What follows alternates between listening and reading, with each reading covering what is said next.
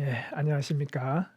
지난 시간에 이어서 곤괴를 설명드리도록 하겠습니다.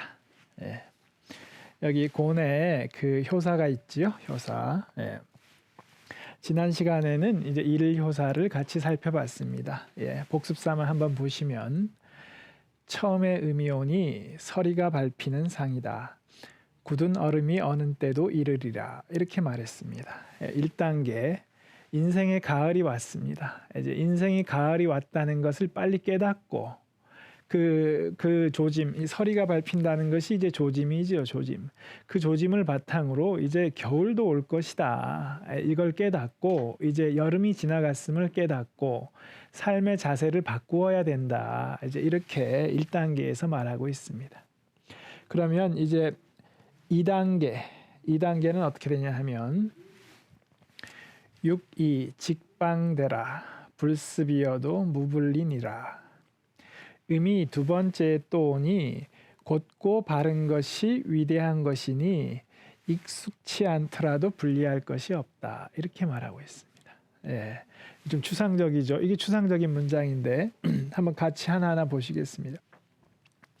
직방대 곧고 바른 것이 위대하다. 이렇게 말하고 있습니다.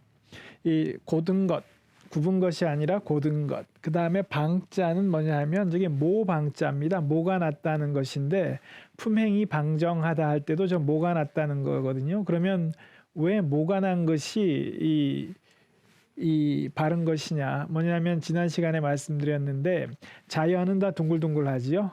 그래서 직각이라는 것은 사람의 손길이 닿았다는 것이고 문명을 상징합니다. 예, 그래서 이 남자분들은 이제 군대에서 지긋지긋하도록 각을 잡아라. 각이 비뚤어졌다. 이제 혼이 난 경험이 있기 때문에 직각에 대해서 거부감이 있을 수 있는데 이 문명에서 직각, 이 곱자 있죠? 곱자. 직각자가 바로 문명을 상징합니다. 그래서 이 모가 난 것이 바르다 이렇게 된 것이고 영어에도 엣지가 있다. 엣지가 있다는 게 모가 났다는 거거든요. 엣지가 있다는 게 멋있다는 의미를 갖죠. 예, 그런 것입니다. 예, 일종의 문명의 상징이기 때문에. 그래서 곧고 직각이 정확히 잡혀 있는 것 그것이 위대한 것이다. 예, 뭐냐면 이제 아까 제가 말씀드렸죠. 후반부는 내면의 가치를 이제 실현하는 길입니다. 더 이상 외형적인 성장이 아니라 자기 내면의 가치를 찾아가는 길입니다.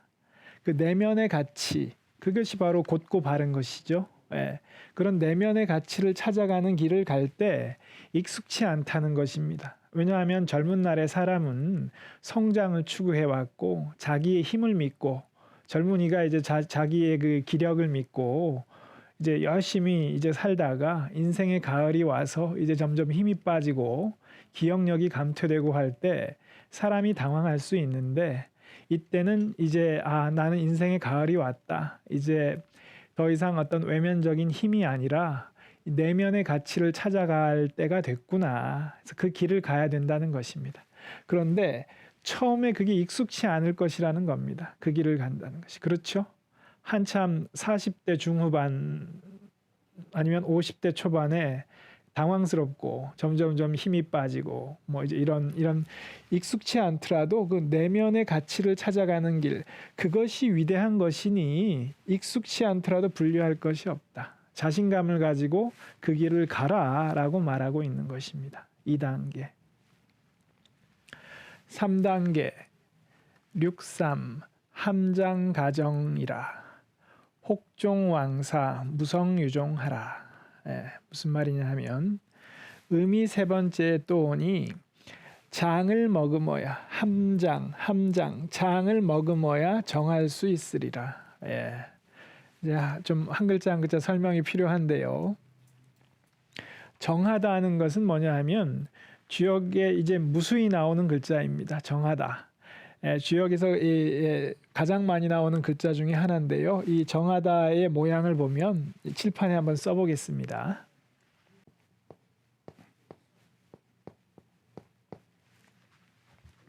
여기 정이 있는데요. 정자가 있습니다. 이 글자는 두 부분으로 이루어져 있습니다.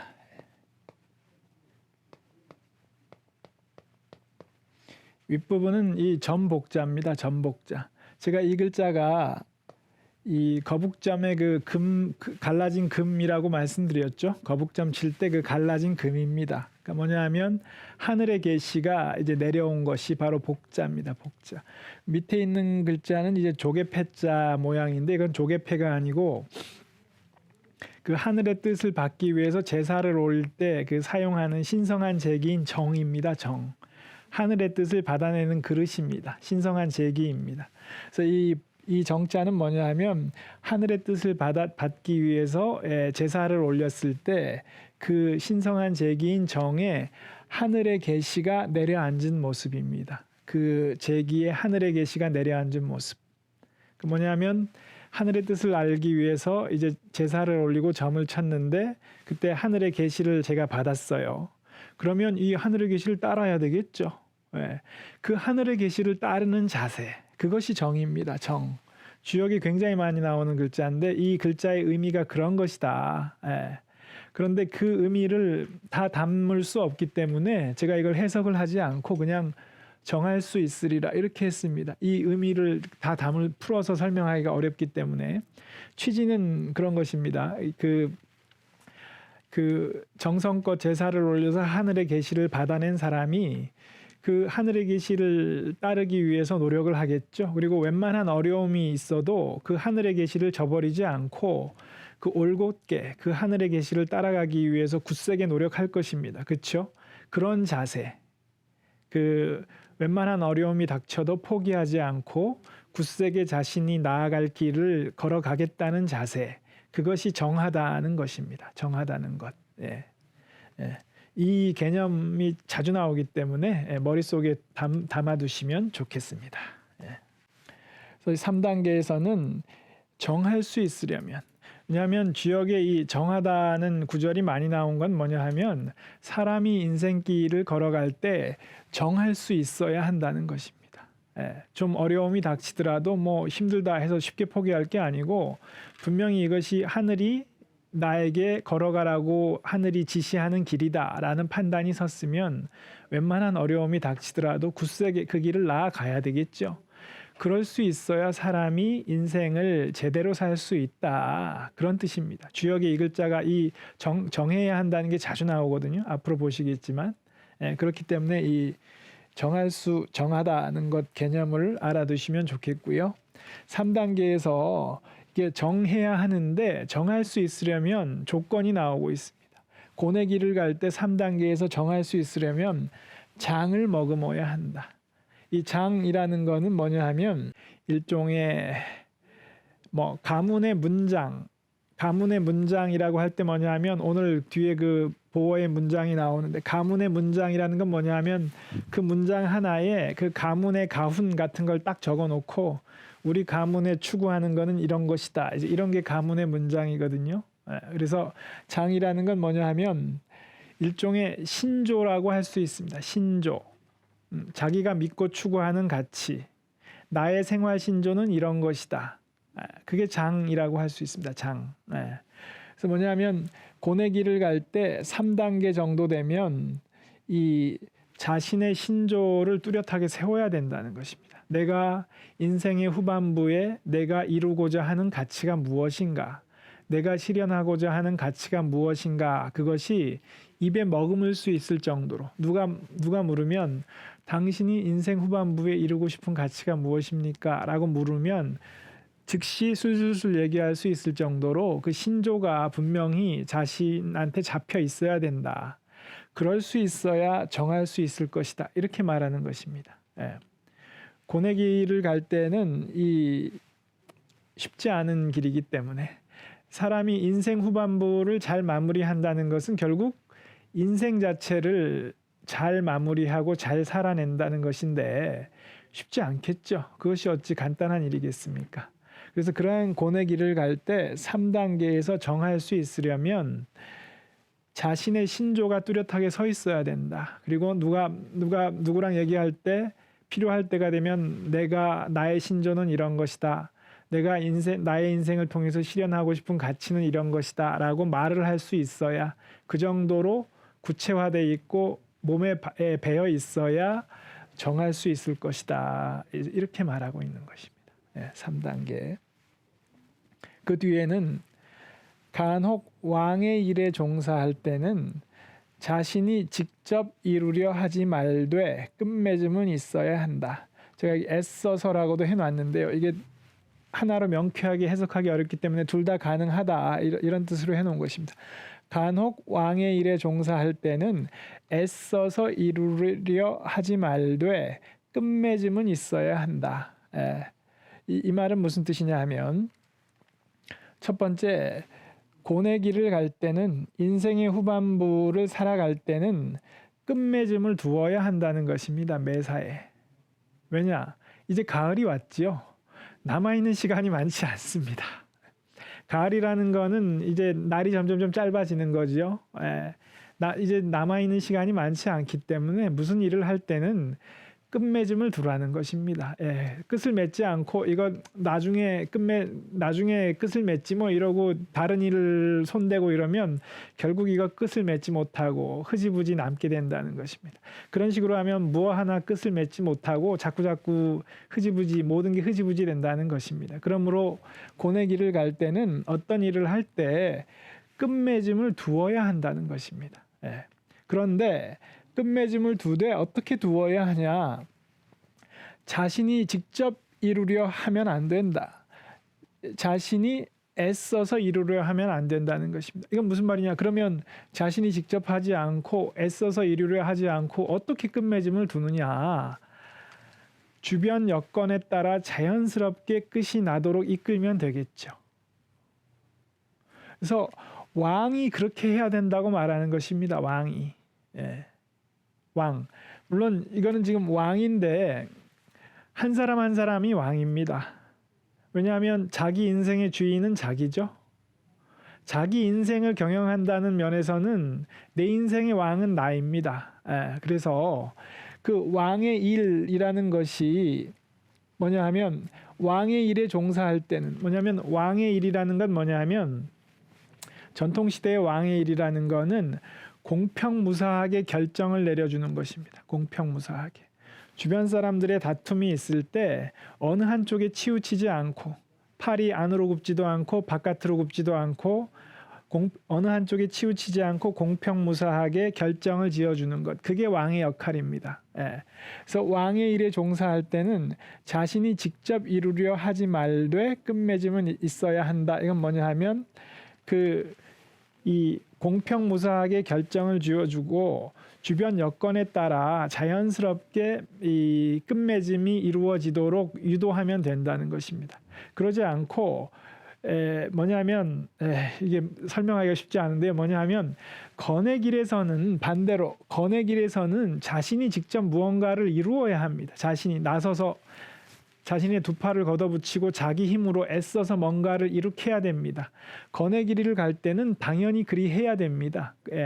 그런데 고뇌 길, 사람이 인생의 가을에 접어들었을 때는 이제는 젊은이가 하듯이 그렇게 자기가 내 팔 걷어붙이고 뭔가를 직접 애써서 이루겠다고 하면 안 된다는 것입니다. 오히려 그런 일은 젊은이들이 할 수 있죠. 그런 일은 젊은이들이 할 수 있기 때문에 주변의 젊은이들이 그런 어떤 일을 할 수 있도록 여건을 만들어주고 가령 집안의 가장이다. 그러면 이제 인생의 가을 3단계 정도 되면 이제 50대 후반, 60대 초반, 60대 중반 이렇게 되는 거거든요. 그때쯤 되면 이제 자식들도 다 장성하지 않았습니까? 그러면 자식들이 뭔가를 할 때 잘못되지만 않도록 어떤 방향만 잡아주면 실제로 끝맺음은 자식들이 이룰 수 있죠. 아니면 직장에서 이제 50대 후반, 60대 초반이 되면 직장에서도 어느 정도 높은 위치에 있을 겁니다. 그러면 그때는 뭐 과장 시절처럼 자기가 직접 두 팔 걷어붙이고 뭘 할 게 아니라 이 부하 직원들이 뭔가를 이룰 수 있도록 다만 결정적으로 잘못되지 않도록 방향을 잡아주는 판단하는 일만 하고 그 주변 사람들이 무언가를 이룰 수 있도록 이끌어주면 된다는 것입니다. 의미가 그렇습니다. 다만 끝맺음은 두어야 한다는 것입니다. 이제 남아있는 시간이 많지 않기 때문에 끝맺음은 두도록 해야 한다. 이렇게 말하고 있는 것입니다. 그 다음에 4단계 고뇌길 4단계 음이 네 번째 또 오니 자루를 틀어 묶어서 허물도 없고 명예도 없이 하라. 예, 이거 쉽지 않은데요. 뭐냐면 고내길은 4단계가 일종의 위기의 단계입니다. 아까 6단계 중간에 반드시 위기가 있다고 말씀드렸죠. 고내길은 4단계가 위기의 단계입니다. 뭐냐면 이 곧고 바른 것이 위대한 것이니 그렇게 가라고 했죠. 이 고내길은 이 가치를 실현하고자 노력하는 길이기 때문에 곧고 바른 것, 그 가치를 추구하는 길입니다. 그리고 3단계가 되면 왕의 일에 종사하지요. 주변 사람들 간에 어떤 의견 대립이 있을 때 공평무사하게 그 결정을 지어주는 역할을 해야 합니다. 근데 그렇게 하면 이런 일을 하다 보면 반드시 따라오는 게 뒷말입니다. 뒷말. 모든 사람을 만족시킬 수 없죠. 어떤 결정을 내리는데 이렇게 하면 좋겠다라고 결정을 하면 그걸로 인해서 반드시 이익을 보는 사람이 있고 손해를 보는 사람이 생깁니다. 그러면 손해를 보는 사람은 반발하겠죠.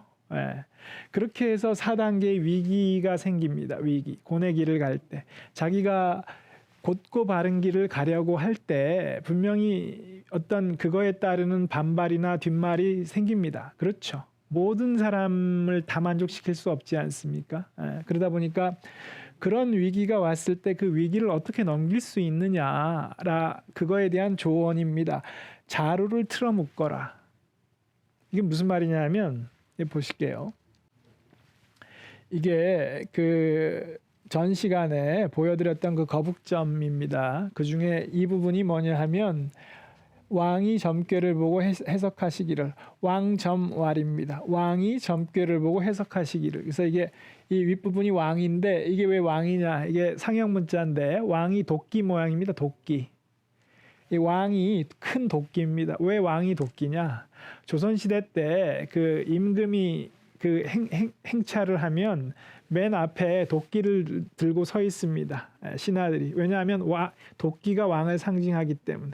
왜 도끼가 왕이냐? 뭐냐면 도끼로 내리치면 밧줄이 있을 때 도끼로 내려쳐서 밧줄을 끊어버리면 다시는 밧줄을 이을 수 없죠. 왕이 결정이 그만큼 중요하다는 것입니다. 왕이 한마디에서 결정을 지으면 더 이상 되돌릴 수 없습니다. 그렇기 때문에 왕의 한마디가 그만큼 중요한 것이기 때문에 신중해야 되는 거죠. 그래서 도끼가 왕입니다. 그래서 왕이 이 점괘를 보고 해석하시기를. 근데 요 부분인데 요 부분 보면 잘 보이시나요? 이게 지금 제가 단순히 점자로만 해석했는데 이 그림을 다시 한번 보시면 제가 칠판에 한번 그려보겠습니다.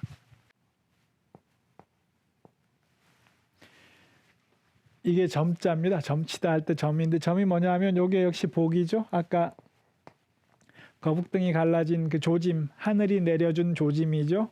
그 조짐을 보고 말을 하는 것, 이게 점치는 거죠. 그 조짐을 보고 해석해서 말을 하는 것이 점치는 것인데 여기 모양을 보시면 요 안에 있는 게 점인데 이게 다가 아닙니다. 겉에 이렇게 둘러싸져 있죠. 보이시죠? 이게 뭐냐면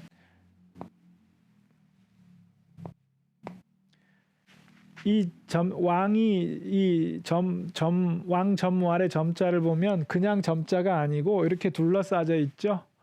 이게 관랑입니다. 자루를 틀어 묶으라는 것이 이것입니다.